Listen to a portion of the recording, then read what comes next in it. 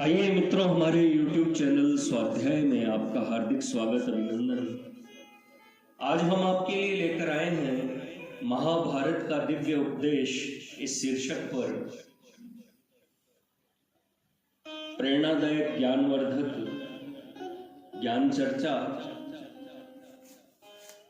अगर आपको हमारा चैनल पसंद आए तो इसे लाइक और सब्सक्राइब अवश्य करें। लोभ में ही पाप रहता है। लोभी का संग त्याग कर सत्पुरुषों की सेवा करनी चाहिए। पितामह भीष्म शरशैया पर पड़े हुए हैं, चारों ओर ऋषि मंडली बैठी हुई है। धर्मराज युधिष्ठिर धर्म का तत्व पूछ रहे हैं और पितामह उन्हें बतला रहे हैं। बहुत सी बातें जान लेने के बाद युधिष्ठिर ने कहा कि हे पितामह, पाप कहाँ रहता है और उसकी उत्पत्ति किससे होती है? कृपा पूर्वक इसका रहस्य मुझे बतलाइए। पितामह बोले, हे धर्मराज, मैं तुझे पाप के रहने का स्थान बतलाता हूं, तो मन लगाकर सुन। लोभ एक बड़ा भारी ग्राह है, इसी से पाप की उत्पत्ति होती है। पाप, अधर्म, सबसे बड़े दुख और कपट की जड़ लोभ ही है। लोभ से ही मनुष्य पाप करते हैं। काम, क्रोध, मोह, माया, मान, पराधीनता, क्षमाहीनता, निर्लज्जता, दरिद्रता, चिंता और अपयश आदि लोभ से ही उत्पन्न होते हैं।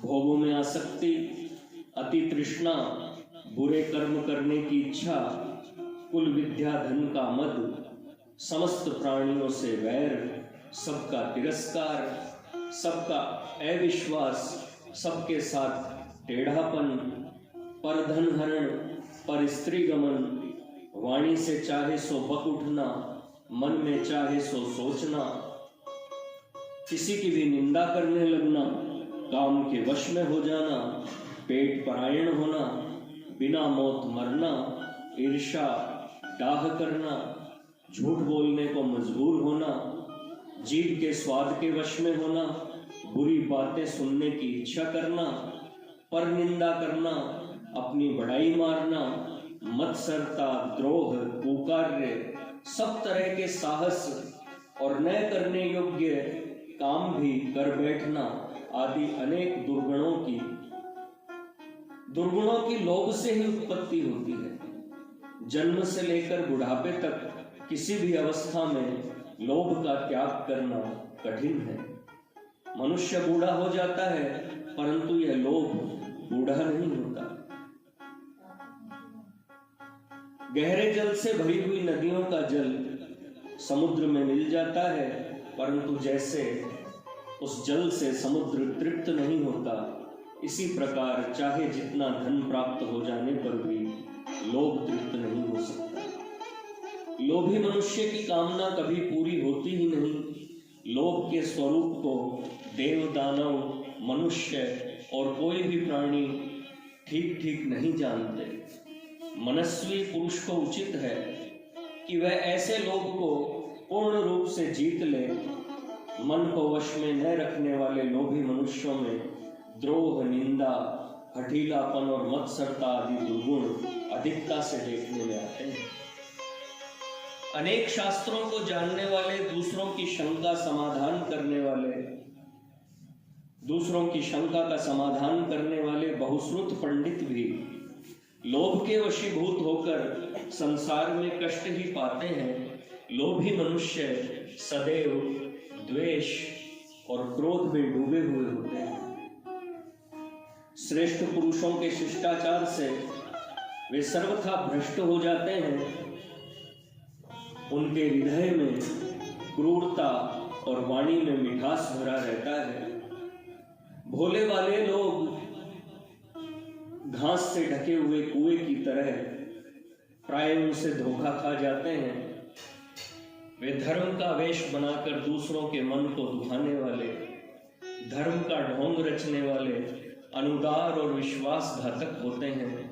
वे युक्तियों के बल से शास्त्र वचनों का मनमाना अर्थ करके अनेकों मार्ग खड़े करके लोभ के वशीभूत होकर सत्पुरुषों द्वारा स्थापित धर्म मार्ग का नाश कर देते हैं।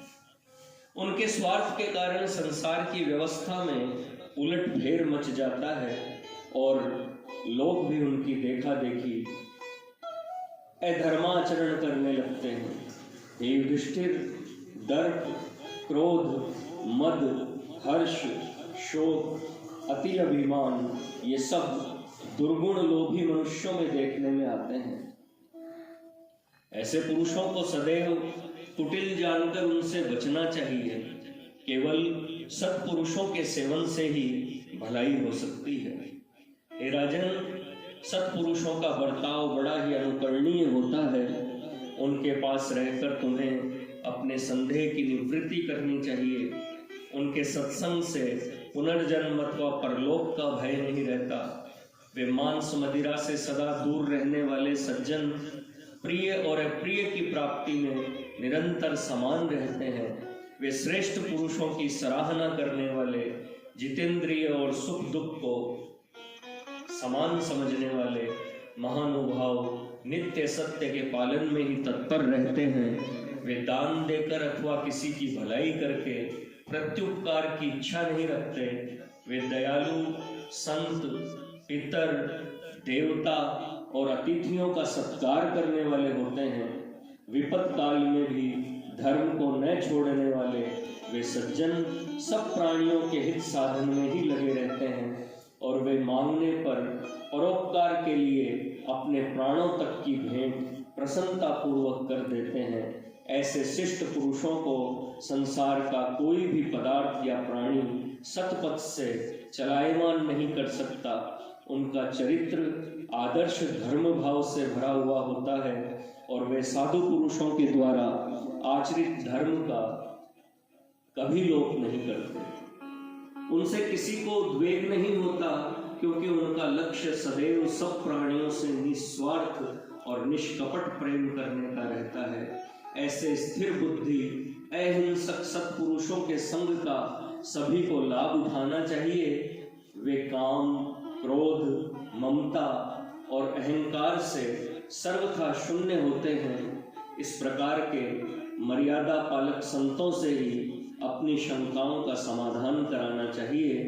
वे धन या यश के लिए धर्म का आचरण या सदाचार का पालन नहीं करते हैं, किंतु जैसे शरीर की रक्षा के लिए भोजन आदि क्रिया आवश्यक है, ऐसे ही धर्मानुष्ठान भी कर्तव्य समझकर अवश्य करना चाहिए। इसी भाव से वे धर्माचरण करते हैं।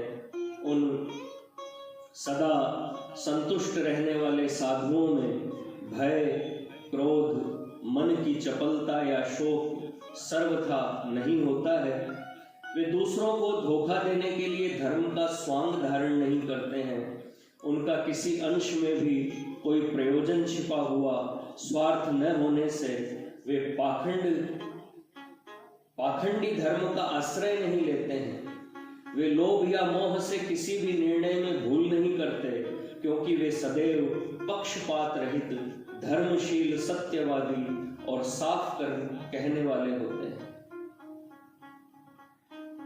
ऐसे सत्पुरुषों के साथ तुम्हें अवश्य प्रेम करना चाहिए।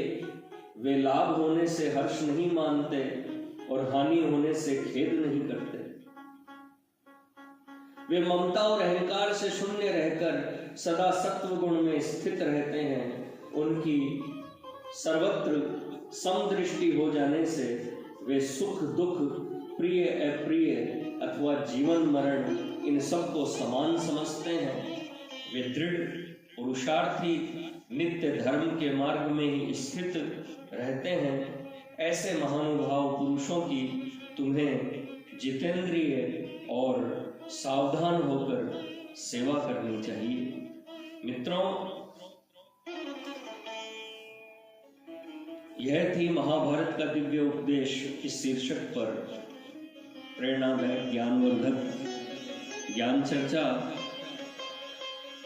अगर आपको हमारा चैनल पसंद आए तो इसे लाइक और सब्सक्राइब अवश्य करें। धन्यवाद।